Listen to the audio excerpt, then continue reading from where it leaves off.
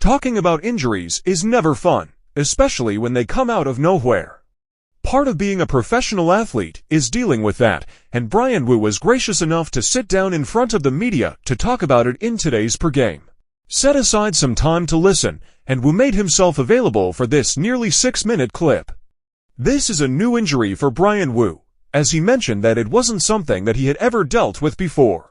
That had happened at the beginning of the inning, and he just wasn't able to push off or throw any pitches with the injury after feeling that something was wrong. Bryan Woo had a press conference to talk about his hamstring injury. It was disheartening not just to listen to, but in watching Woo speak. You could see that it was an emotional interview, and that he was fighting through his feelings of disappointment in talking about it. Woo came out throwing harder than he had all year, touching 97 miles per hour in the outing, and it was positive in his mind as he felt his velocity had been picking up as of late. He did mention that it is feeling better than it did when it happened, which definitely isn't always the case with leg injuries, and is a glimmer of good news for a possible long-term injury that looks now to be not too terrible. He's planning on being cautious and easing his way back in to make sure that he can get back to health while dealing with, as mentioned before, an injury that he has never had before.